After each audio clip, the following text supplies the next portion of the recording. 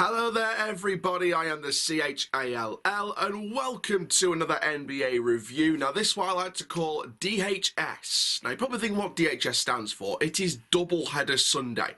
We have another review coming this evening here in the UK. Obviously it'll be sort of, morning, afternoon in the US, but here in the UK this evening we've got another review coming up from the Los Angeles Lakers win against the San Antonio Spurs on the road. But this one focuses on the Raptors winning at home against Dallas. Now, before we get started, make sure you do like, comment, subscribe, click the notification bell to never miss YouTube video. Go and check out all the socials at the bottom of your screen and in the description down below as well. So the final score was 100 to 105 in favour of the Raptors. So the Raptors win by 5 points. And going into this game, and I did sort of find some stats and take some notes. Going into this game, both teams did not want to lose this game because the Raptors and the Mavericks didn't want to lose 3 on the bounce. They were on the verge of 3 on the bounce. One of those have now accomplished 3 on the bounce without a win, and it is obviously the Dallas Mavericks. Now, the game itself, do I think the Raptors deserve to win? Absolutely. Do I think it should have been more? I think with a more healthier Raptors squad, I think they would have won by a lot more points if they performed like that, and if the Dallas performed like that as well. Now, one of the main things about Dallas's performance last night was Luka Doncic. I think the Raptors may have just given every other team in the NBA the tactic to cancel out Luka Doncic as much as possible, and that is double team. Double up on Luka Doncic. You keep him quiet, and the rest of it is just history. The rest of it is just clockwork. And that's one of the main things that I saw last night from Toronto. They doubled up on Luka Doncic. And for me, one of the main things that I saw as well with Dallas was the fact that Doncic, for me, didn't feel like the sort of out there performer. Like, he wasn't performing on his own. I mean, a bit of a spoiler. I mean, LeBron in that second half in the Lakers Spurs game, was quite selfish as a performer, but he had that season high 39 points. He had that outstanding MVP type performance in that second half. Doncic didn't have that, and I think the way they were playing with Doncic sort of working with the teammates around him, I think it sort of cancelled out how many points Doncic were getting, and you need to rely on your other teammates to do the work as well as yourself. And the other teammates didn't really do that. Now, going into the lineups, obviously Toronto still had some injuries. Siakam obviously out for this game. I believe he could be back for the next one, but I'm not too sure. But I think he was like sort of last moment. There was a bit of doubt as to whether he'd be fit enough. Unfortunately, he was not. So the lineups then were as follows. So starting off with the Toronto Raptors. So starting off with them, and they had VanVleet, and I'll talk about him in a moment, Trent Jr., OG Anunoby, I'll talk about him in a moment, Hernan Gomez, and Thad Young as well. Now, let me talk first of all about Fred VanVleet. Brilliant performance overall. I think overall he did well. Just come back, showing exactly what he can do. For me, I think that he was brilliant. OG Anunoby. I'm saying this right now. For me, he needs to be a first-year NBA All-Star for the 2023 game. Off that performance, he's shown what he can do and what he could do in an All-Star game. I think OG is an OG. It says in the name. But no, even just little moments of flair here and there. OG with the spin a couple of times, spinning his opposition and getting the 2-pointer.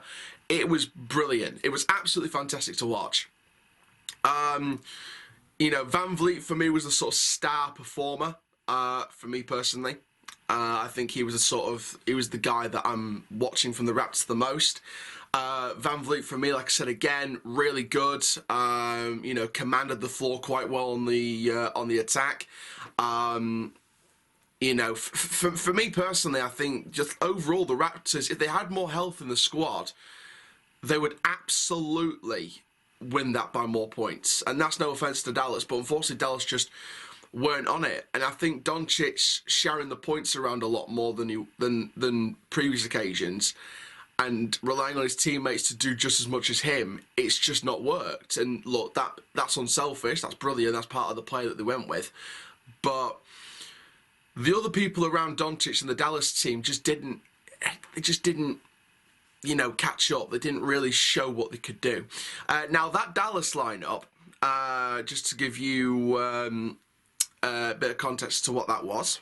So we had Doncic, we had Spencer Dinwiddie, we had Dorian Finney-Smith, Reggie Bullock, and Dwight Powell starting in the starting five.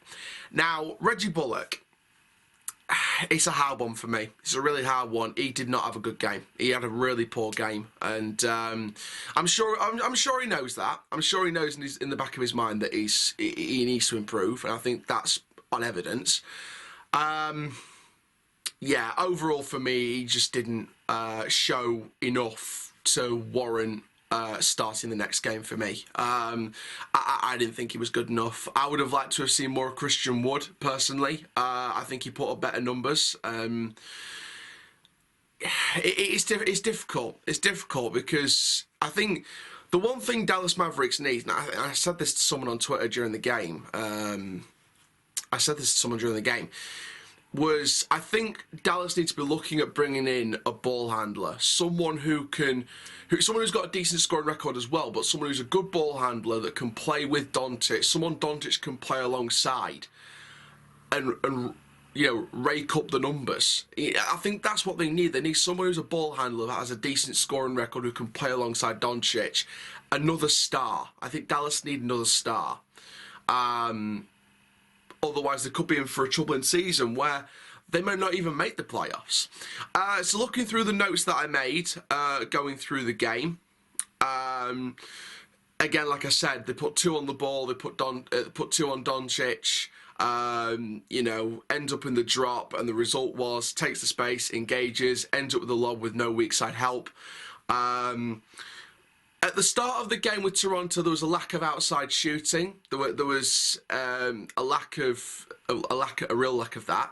I think Siakam was missing was a huge blow for them at the start. I think at the start I could see why Siakam could be a huge blow. And to be fair, I'll be honest at the start, and I put this on my notes at the start, in the second quarter.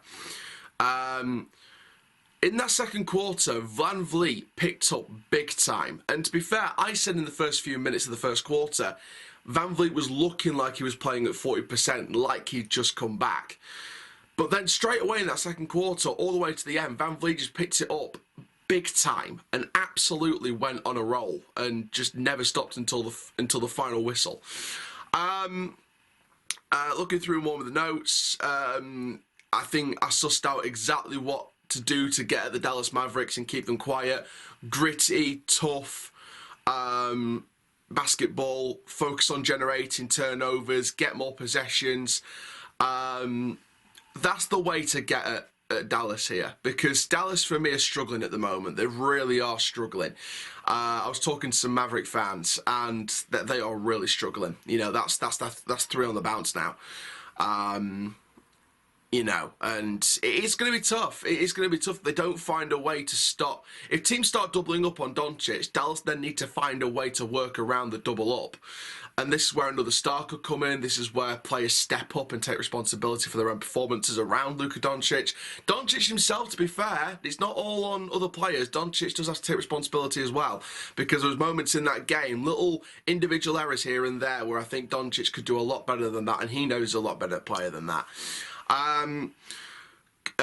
Going into the end of the second quarter, I think Toronto defensively was getting those turnovers and guarding Doncic very well. It's why they recovered that lead in the second quarter. It's why Toronto recovered so well. They defended very well. They guarded Doncic to a T. They did well across the court, and I think overall they deserved the lead going into half-time.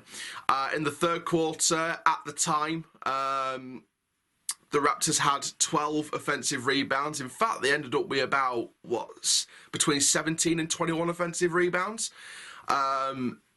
in three. It was actually, to be fair, it was 17 offensive rebounds in 3 quarters, or 17 plus offensive rebounds in 3 quarters. For the Mavericks to give that up is embarrassing. I'm not going to be afraid to say it is embarrassing. And the Mavs do need to go back to the drawing board here and work out a way of working around the double up, just in case teams start using that a lot more during the regular season as the season goes on. Now, there was one particular moment in the third quarter which I did note on here, and it was OG getting up for the block. He got up and then just swatted it out of nowhere from the side and said, "Not today, Dallas. You ain't coming in my backyard." And absolutely he just made that play his own. He absolutely made that play his own. Dallas were in there. OG made the block and said, "You ain't coming in my backyard and getting one in my hoop. Not today." Overall, for me, OG had a really impressive performance, and like I said, I think the NBA, I think he has to be at least in contention to be a first-year All-Star for next year's game. Absolutely has to be. Absolutely has to be. Now, this is the main thing, right? And this is something I noted towards the end of the third quarter. The Mavs giving up 17 offensive rebounds. We've already talked about that. For 25 second chance points with 2 minutes 20 left on that clock. They gave up 17 offensive rebounds, but for 25 second chance points. You can't just keep relying on second chances. You've got to... It's laughable. At times, it's very, very laughable. Now, going into that fourth quarter, the Raptors called timeout with OG trapped with 1:18 1 game clock, 15 on shot clock.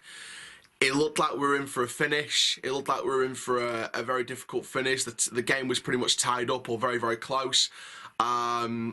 You know, we were looking like we were in for a very fast-paced finish. It looked like it was going to be who blinks first.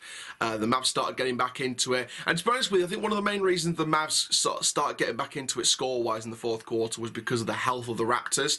I think the Raptors were starting to look a bit depleted. I think the Raptors were starting to look a little bit tired. They were sitting back a lot more. For me, I feel like the Mavs just didn't get the job done. I think they should have taken advantage of Toronto looking a bit depleted and starting to get a bit tired and restless. They should have taken responsibility for that and taken advantage of that. But I think they didn't, and I think that they paid the price for it.